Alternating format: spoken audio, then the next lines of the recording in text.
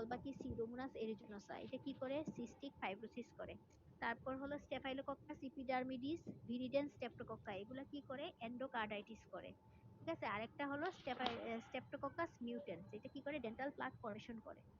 মনে থাকবে?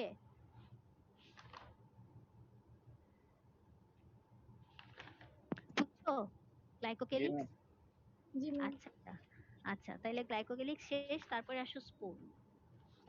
স্পোর কি?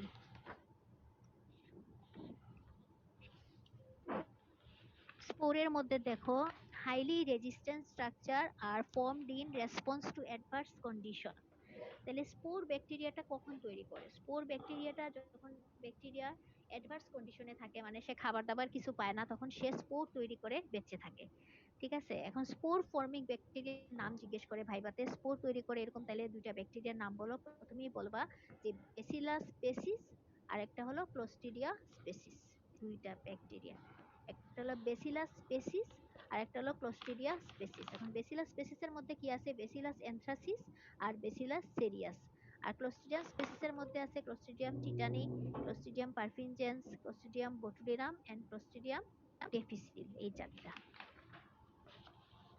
তাইলে স্পোর তৈরি করে দুইটা ফ্যামিলি, একটা হলো বেসিলাস আর একটা হলো ক্লোস্ট্রিডিয়াস। এখন হলো স্পোর তৈরি করে যেটা, ওই যে ব্যাকটেরিয়া স্পোর তৈরি করে যে বেঁচে থাকে অ্যাডভার্স কন্ডিশনে, তখন এই টার্মটাকে বলি আমরা স্পোরুলেশন। আবার যখন তার পরিবেশটা তার অনুকূলে চলে আসে, তখন সে আবার স্পোর থেকে বের হয়ে আসে, তখন এই টার্মটাকে বলি আমরা জার্মিনেশন।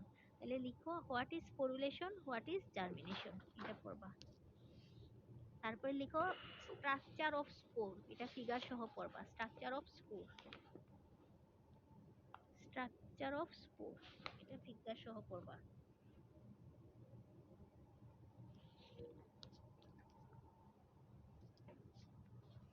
তারপরে আসো স্পোরের ইম্পর্টেন্স কি, medico legal importance of spore. তাইলে এই স্পোরটা, যে এই স্পোরটাকে আমরা কিল করতে পারি আমরা অটোক্লেভ দিয়ে। অটোক্লেভের টেম্পারেচার হলো 121 ডিগ্রি সেন্টিগ্রেড। এটা স্টেরিলাইজেশনে তোমাদের পড়াবো, এখন শুধু জেনে রাখো যে আমরা অটোক্লেভ দিয়ে এই স্পোরটাকে আমরা কিল করতে পারি। তাইলে এই স্পোরের ইম্পর্টেন্স দেখো কি, highly resistant to heating, spores are not killed by boiling. Boiling এ এটা কিল হবে না, কিল করতে হবে এট 121 ডিগ্রি সেন্টিগ্রেড। তাইলে তারপর দেখো, highly resistant to many chemicals including most disinfectants due thick keratin like coat of the spore. তাইলে স্পোরটা যে এত রেজিস্ট্যান্ট কিসের জন্য? এই যে তার কোটটার জন্য, due to thick keratin coat of the spore.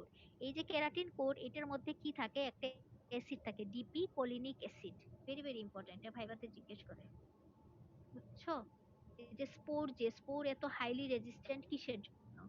এই যে এটা ক্যারাটিন লাইক কোট, প্রথমে বলবা যে এটা ঠিক ক্যারাটিন লাইক কোট, এবং ক্যারাটিন লাইক কোটটা কি কন্টেইন করে? Dipicolinic acid.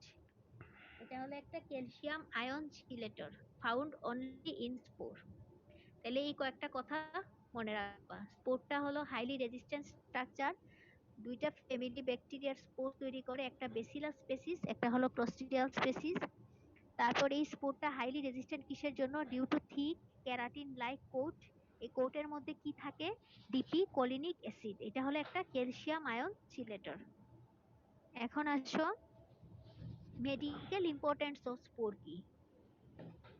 Medical importance of স্পোরের মধ্যে হলো একটা ইম্পর্টেন্ট হলো, wound contaminated with soil can be infected with spore and cause tetanus and gas gangrene. যদি টিটেনাস এবং গুলা যদি সয়েলের সাথে কন্টামিনেট থাকে এবং এটা যদি আমাদের সংস্পর্শে আসে, তখন কি হতে পারে? টিটেনাস এবং গ্যাস গ্যাংগ্রিন হতে পারে। তারপরে দেখো, infection transmitted by spore and are caused by species either bacillus or clostridia. এই স্পোর গুলা দ্বারা ইনফেকশন স্প্রেড করা দেয় এই স্পোর দিয়ে। ঠিক আছে, তাইলে এইগুলো হলো মেডিকেল ইম্পর্টেন্স অফ স্পোর। আর স্পোর হলো বছরের পর বছর সয়েলে বেঁচে থাকতে পারে, they can survive for many years specially in soil. তাইলে এটা হলো স্পোর গেল তোমাদের, স্পোরের ইম্পর্টেন্স কি। তারপরে দেখো আর দুইটা আছে, প্লাজমিড আর একটা হলো ট্রান্সপোসন্স। প্লাজমিডটা কি? প্লাজমিড আর extra chromosomal double standard circular DNA molecule that are capable of replicating independently of the bacterial chromosome. প্লাজমিডের এক্সাম্পলের মধ্যে আছে দুইটা, আছে দেখো, ট্রান্সমিসিবল প্লাজমিড আর নন ট্রান্সমিসিবল প্লাজমিড। আর প্লাজমিডের ইম্পর্টেন্স গুলা পড়বা। এটা কি এক নম্বরে ইম্পর্টেন্স হলো antibiotic resistance, resistant to heavy metal such as mercury, resistant to ultraviolet light. তারপর pili or fimbriae which mediate the adherence of bacteria to epithelial cell. আর এক্সোটক্সিন ইনক্লুডিং সেভারেল এন্টারোটক্সিন। প্লাজমিডের ইম্পর্টেন্স গুলা পড়বা। আর ট্রান্সফিউশনের ডেফিনেশনটা শুধু পড়বা, আর কিছু লাগবে না এখান থেকে। তাহলে ব্যাকটেরিয়ার এসেনশিয়াল কম্পোনেন্ট গেল, নন এসেনশিয়াল কম্পোনেন্ট গেল, এগুলার ফাংশন গেল। আরেকটা হলো পড়তে হবে এখান থেকে comparison of cell wall of gram positive and gram negative bacteria, সাথে figure, very very important. Gram positive আর গ্রাম নেগেটিভ ব্যাকটেরিয়ার সেল ওয়ালের ডিফারেন্স। তাহলে সেল ওয়ালের ডিফারেন্স মধ্যে একটা হলো পেপটাইডোগ্লাইকেন থাকবে, দেখো গ্রাম পজিটিভে থাকবে থিকার এবং মাল্টি লেয়ার, আর গ্রাম নেগেটিভে থাকবে থিনার সিঙ্গেল লেয়ার।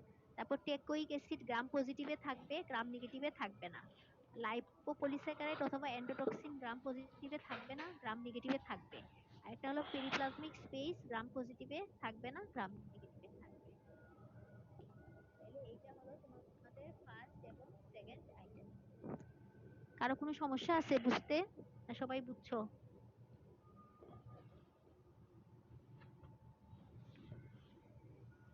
কথা বলো।